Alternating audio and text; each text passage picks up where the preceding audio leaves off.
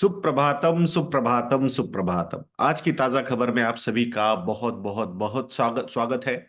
World economy के साथ ही इस एपिसोड की शुरुआत आज हम यहाँ पे करने वाले हैं। सो वर्ल्ड इकोनॉमी में पहले बात करेंगे यूएस इकोनॉमी के बारे में एंड थोड़ा सा यूरोपियन इकोनॉमी के बारे में भी बात करेंगे। तो अभी डेवोस में जो 2024 मतलब ये इन a way world economic forum मतलब बहुत सारे वर्ल्ड लीडर्स आते हैं, बिजनेस लीडर्स आते हैं, तो वहाँ पे एक इन अ वे कॉन्फ्रेंस टाइप होती है। तो वहाँ पे मिस्टर केनेथ रोगोफ, ये जो चीफ इकोनॉमिस्ट इकोनॉमिस्ट है, ये हार्वर्ड यूनिवर्सिटी थी, तो उनको पूछा गया कि what are the chances of recession in US and Europe.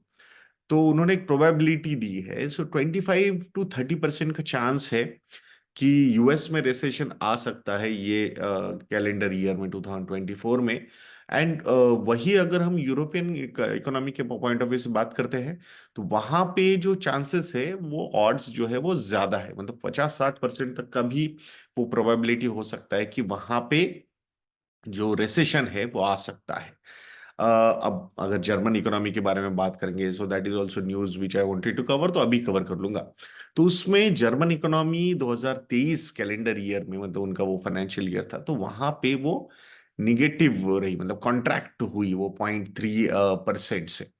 तो ये जो ओवरऑल जो इम्पैक्ट देखा जा रहा है, मतलब प्री कोविड लेवल से हार्डली 0.3% वो जर्मन इकोनॉमी ऊपर जा चुकी है, मतलब 2019 के कंपैरिजन में। सो इन अ वे ये जो 4 साल का जो फेज था वहां पे कुछ भी ग्रोथ नहीं हुई है, और इन बिटवीन जब एक डिप आया था इकोनॉमी में, फिर इकोनॉमी फिर से रिवाइव होती हुई नजर आई थी, तो उसके बाद अब फिर से because of higher inflation numbers ये इकोनॉमी कॉन्ट्रैक्ट होती हुई दिख रही है। And this particular contraction can continue in this calendar year also. ये प्रेडिक्शंस यहां से सामने आते हुए दिख रहे हैं। सो यहाँ आई थिंक ओवरऑल अगर आप देखोगे तो माना जा रहा है कि यूएस में ये जो प्रोबेबिलिटी ऑफ रिसेशन है, at some point of time this particular number was almost 70-80%, but now the predictions are coming that 25-30% there is a chance that कि वहां पे recession हो सकता है। So in a way odds are improving, though the number is on a higher side 25-30%, but still there are chances of soft landing, and वहां पे actually contraction नहीं होगा, but lower growth is a wide possibility. That's what most of the economists and the markets are also expecting. उसके ऊपर उन्होंने और ये भी कहा कि रेट कट्स के जो एक्सपेक्टेशंस बिल्ड हुए हैं वो थोड़े से एग्रेसिव बिल्ड हुए हैं for this calendar year 2024। I think they will not be that high, जितना मार्केट एक्सपेक्ट कर रहा है शायद उतने रेट कट्स ना हो। So we will have to see for that particular thing, because these things change quite dramatically and drastically also in between. So let's wait. I think step by step ही हमने उस पर ज्यादा से ज्यादा focus करना चाहिए। अब ऑयल के बारे में बात करेंगे। ऑयल के प्राइसेस भी, ब्रेंट क्रूड के प्राइसेस जो है वो थोड़े से गिरे हैं। गिरने के पीछे का रीजन अगर हम देखते हैं यहाँ पे, तो उसके पीछे का सबसे बड़ा रीजन है कि एक तो ऐसा लग रहा था कि जब ये अटैक शुरू हुए थे, हाउदीज ने जो इस पे रेड सी में जो इसराइल की तरफ जा रहे थे, या फिर जो भी वहां पे ट्रैवल मतलब ट्रांसपोर्ट हो रहा था, तो उस पर अटैक्स हो रहे थे। तो वो अटैक्स के चक्कर में markets were expecting, या फिर speculators were expecting that the crude oil prices will go up quite drastically, but वैसा नहीं हुआ। and that's why typically speculators come, operators come, they build their positions for some short term gains, but वैसा होता हुआ नहीं दिख रहा है उनको। जिस तरीके से यूएस हो, ब्रिटेन हो, उन्होंने स्ट्राइक्स किए हैं अगेंस्ट हाउदी हाउदी टारगेट्स। सो वहां पे कहीं ना कहीं मार्केट को लग रहा है कि now I think there is a response and things will be better than expectation. मतलब उनके एक्सपेक्टेशन से शायद खराब है। उनके एक्सपेक्टेशंस थे कि this particular situation can turn out to be very bad and that's why the prices will go up, but वैसा शायद यहाँ पे होता हुआ नजर नहीं आ रहा है।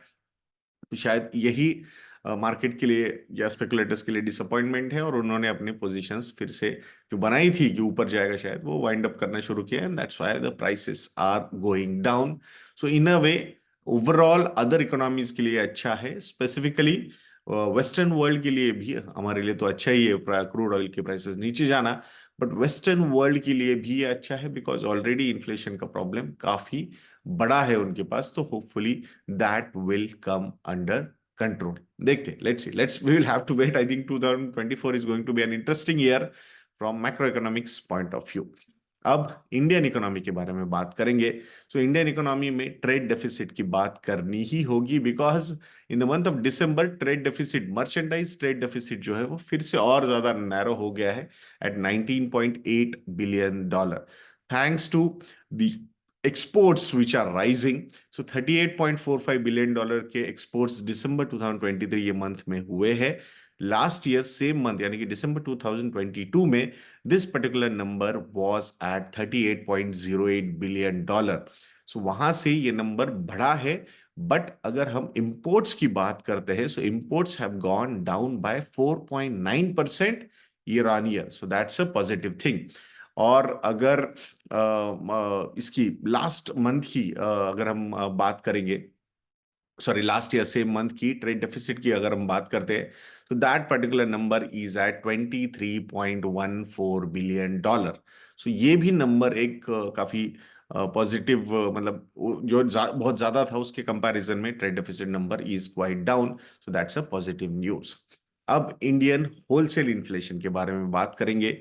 सो 9 मंथ हाई लेवल पे इंडिया का होलसेल इन्फ्लेशन जा चुका है। अभी आप बोलोगे अरे ये क्या मतलब, 9 मंथ हाई मतलब कितना? So don't worry, the number is quite low, 0.73% पे ये दिसंबर महीने का नंबर आया है। सो ये होना ही था, बिकॉज बेस इफेक्ट जो है वो अब मतलब वैसे देखा जाएगा तो निगेटिवली प्ले करेगा, बिकॉज वो गिर गया था होलसेल प्राइस इंडेक्स वाला जो इन्फ्लेशन है, WPI इन्फ्लेशन, वो गिर गया था। तो अब बेस इफेक्ट के पॉइंट ऑफ व्यू से यहां से नंबर्स थोड़े से ऊपर दिखेंगे, but still I think they will be under control. But the for the whole of the FY24, यानी कि 1 अप्रैल 2023 से लेके 31 मार्च 2024 तक, पूरे साल का अगर एवरेज WPI इन्फ्लेशन का नंबर निकाला जाएगा, so that number would be around -1.1%। तो वहां पे ऐसा कोई प्रॉब्लम नजर नहीं आ रहा है। और अगर वैसे एक पॉजिटिव न्यूज ये भी है कि नवंबर महीने से कंपैरिजन अगर यहाँ पे होता है WPI नंबर का, तो एक्चुअली नवंबर 2023 एंड दिसंबर 2023, तो यहाँ पे एक्चुअली प्राइमरी आर्टिकल्स का प्राइस इंडेक्स इन्फ्लेशन जो है मंथ ऑन मंथ 2.1% से गिरा है। Then fuel and power price index वो भी 0.71% से गिरा है। एंड मैन्युफैक्चरिंग प्रोडक्ट्स का price index is also down by 0.21% month on month. So actually month on month this numbers have gone down, but last year के base effect के point of view से this number is up by 0.73%। और इसीलिए the news was like 9 month high level पे WPI inflation का number जा चुका है। But I strongly feel that कि there is no problem as such. I think ये नंबर थोड़ा बहुत ऊपर नीचे रहेगा, but it will still be under control. So no need to worry on that particular front, at least at this point of time. That's what we are expecting. अब बात करते हैं हाउसिंग फाइनेंस कंपनीज के बारे में। सो housing finance companies पे कुछ restrictions या फिर थोड़ा सा और रेगुलेशंस RBI लाने की कोशिश कर रहा है, या फिर ला चुका है by taking some steps. So उसमें क्या है, अब housing finance companies were also able to take deposits up to 10 years। अब उन्होंने बोला है कि नहीं, ऐसा नहीं चलेगा। You can only accept deposits up to 5 years, and then उसके बाद 5 years हो जाएगा तो you can renew that. But there is a condition also on that particular thing. What is the condition? उनका कहना है कि आपका जो रेटिंग होगा वो इन्वेस्टमेंट ग्रेड का रेटिंग होना चाहिए, तभी आप वो FDs को रिन्यू कर सकते हो या नए FDs को एक्सेप्ट कर सकते हो। So I think typical similar kind of things are applicable to even NBFCs also. So long term जो डिपॉजिट्स लिए जा रहे थे वहां पे कहीं ना कहीं, मतलब इन a way there is a difference between housing finance company and a bank. There is a difference between NBFC and a bank. To mitigate the risk, I think risk mitigation के point of view से ये सारी चीजें यहाँ पे की जा रही है। Step in the right direction for the depositors also, and the overall risk management of the sector also. So मतलब कंपनीज के लिए नेगेटिव हो सकता है न्यूज, बट ओवरऑल इकोनॉमी के पॉइंट ऑफ व्यू से, रिस्क मैनेजमेंट के पॉइंट ऑफ व्यू से, डिपॉजिटर्स के पॉइंट ऑफ व्यू से, I think these are good positive things.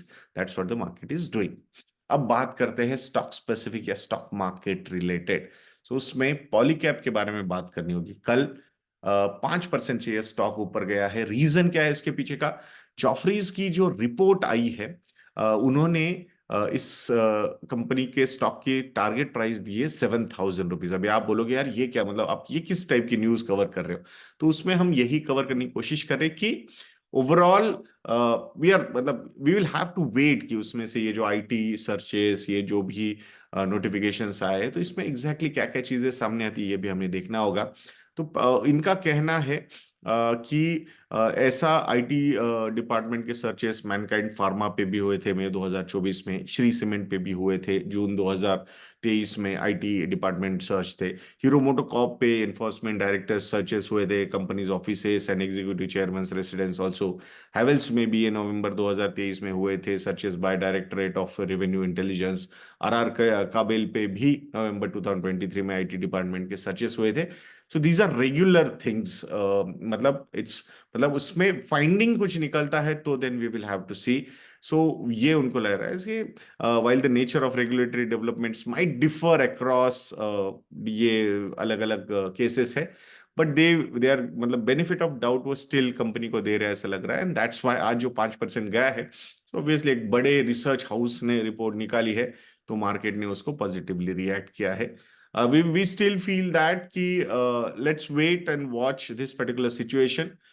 तो उसमें I think you should watch Gaurav video जो पॉलीकैब पे बनाया है गौरव ने, कि एग्जैक्टली हो क्या रहा है और हमारा स्टैंस क्या है। I think that will help you.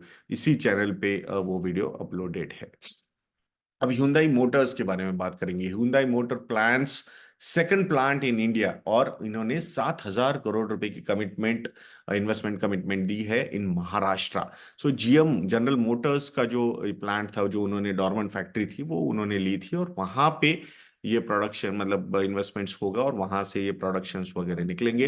The best part about this investment would be कि आजू बाजू वाली जो इकोसिस्टम है, इसके जो रिपल इफेक्ट्स होंगे, उसमें जॉब अपॉर्चुनिटीज क्रिएट होंगे, लोकल इकोनॉमी को बूस्ट मिलेगा, और फर्दर सॉलिडिफाई होगी Hyundai's position in the competitive Indian automobile market. So I think ये सारे चीजें definitely would be really good for Maharashtra also and for Indian economy also.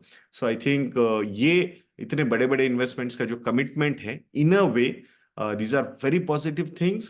So it shows, क्योंकि ये FDI है, फॉरेन डायरेक्ट इन्वेस्टमेंट है ये, सो ये लॉन्ग टर्म के लिए, ये कमिटमेंट वाला पैसा होता है। ये फॉरेन इंस्टीट्यूशनल इन्वेस्टर की तरह नहीं है कि मार्केट में और चले गए। So these are in business investments which are there for real real long term. That's a very positive news. अब जियो फाइनेंशियल सर्विसेज के बारे में बात करेंगे दोस्तों। सो रिजल्ट्स आ चुके हैं। PAT is down by 56% quarter on quarter basis. what is the reason behind the decline? There is no dividend income in Q3 FY24. So that's why. So last time dividend income काफी अच्छा था, so उसके चक्कर में profit काफी ज्यादा मिला था। ऑलमोस्ट 216 करोड़, 216 करोड़ रुपीस का डिविडेंड इनकम था। Decline in share of profits also from associates and joint ventures from 217 crore in Q2 FY24 to 66 crore rupees. तो ये जो अदर इनकम के नंबर्स थे वो यहाँ पे नहीं है। But the best part about is कि कंपनी ने, आज मार्केट ने पॉजिटिवली रिएक्ट भी किया है। सो रिजल्ट्स पे ज्यादा से ज्यादा जो अनाउंसमेंट्स है कंपनी की तरफ से, जैसे plan to launch leasing business and supply chain financing, I think ये दो चीजों पे market was quite positive. So बाकी भी other products like loan against securities, home loans etcetera, वो भी वो मतलब प्लान कर रहे हैं। इंश्योरेंस ब्रोकिंग पार्टनरशिप्स विद 27 का insurance companies across general and life launched embedded extended warranty sachet insurance.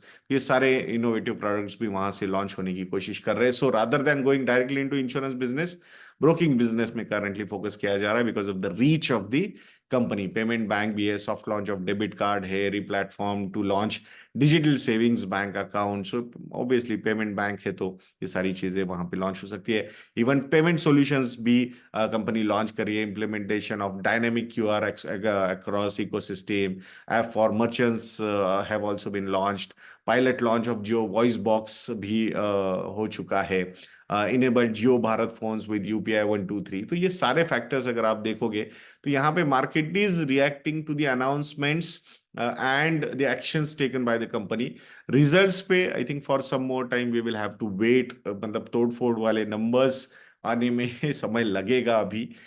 So if you are an investor you will have to wait for those numbers, but announcements can create excitement in the market. There is no doubt about that. बाकी overall दोस्तों, जिस तरीके से market में movement आ रहे हैं अभी हमने देखा, मतलब ऑल टाइम हाई लेवल पे markets every day they are touching. I think lot of people are calling us. तो ये थोड़ा सा मतलब न्यूज भी है, न्यूज रिलेटेड से ज्यादा थोड़ा आई थिंक ये टॉक देना जरूरी है, बिकॉज करंट मार्केट सिचुएशन के पॉइंट ऑफ व्यू से. That's why I am talking about this. आज भी मैं मतलब कल भी मैं बात कर रहा था कि मतलब इन्वेस्टर्स से, तो उनको वही लग रहा है कि अरे और कितना ऊपर जाएगा, ये मार्केट बहुत ज्यादा ऊपर नहीं चला गया है क्या. तो I think you will have to watch कि बिफोर कोविड मार्केट कितना था. 12,500 पे अगर निफ्टी था तो निफ्टी का ईपीएस कितना था. अब अगर मार्केट 22,000 पे है तो निफ्टी का ईपीएस कितना है. तो उस पॉइंट ऑफ व्यू से मार्केट 12,500 से 22,000 गया है तो कितना परसेंटेज बढ़ा है. ईपीएस जो था 12,500 पे कितना था, अब जो है 22,000, तो अब ईपीएस कितना है. तो ये सारे फैक्टर्स देख के डिसाइड करो. There is no doubt about that कि स्मॉल कैप और मिड कैप में जो वैल्यूएशंस पे प्रीमियम मिल रहे हैं, I think those are not justified, and that's why if you are feeling like allocating because returns are looking very good, so if you must be feeling अरे नहीं मैं small cap में invest करता हूँ, मैं mid cap में invest करता हूँ, तो वहां पे valuations are not giving comfort for lumpsum investments. But staggered way of investing अगर आपकी चल रही है एसआईपीज वगैरह से, तो वी फील दैट कि there should not be a problem. बाकी लार्ज कैप साइड में you will have to look at the valuations, कितना अर्निंग्स ग्रोथ हुआ है और कितना मतलब लेवल्स पे मार्केट, क्या लेवल्स पे मार्केट था प्री कोविड, वहां से कितना बढ़ा है, ये कंपैरिजन करके ही I think you need to make those decisions. Otherwise profit booking के चक्कर में बहुत बार we miss out on the long term potential growth of our equity portfolios. तो वहां टाइमिंग द मार्केट से ज्यादा time in the market is very important. ये हमेशा याद रखिएगा दोस्तों. बाकी हैप्पी न्यू ईयर. ये प्रोमो कोड एक्टिव है. If you want to build your portfolios, model portfolios are available on our website investindia.in. आप सब्सक्रिप्शंस उसके ले सकते हो. 60% discount is available on promo code happy new year. उसके साथ आपको लर्निंग पॉइंट ऑफ व्यू से फाइनेंशियल प्लानिंग का भी कोर्स मिलेगा, म्यूचुअल फंड्स का भी कोर्स मिलेगा और स्टॉक मार्केट बेसिक्स का भी कोर्स मिलेगा. आशा करेंगे कि आप जरूर इस सुविधा का लाभ उठाओगे. If you need any help in portfolio management या फिर इन्वेस्टमेंट एडवाइजरी या फिर investment execution, we'll be more than happy to help you on that front. One-on-one sessions are also available. So वो सेशंस अगर आपको बुक करने हैं तो contact details are available on our website investindia.in. वहां जाके आप हमें कॉन्टैक्ट कर सकते हो. ऐसे वीडियोस के लिए चैनल पे बने रहिए. वीडियो को लाइक करना, शेयर करना और चैनल को सब्सक्राइब करना बिल्कुल मत भूलना. नेक्स्ट वीडियो में मिलते हैं. जय हिंद.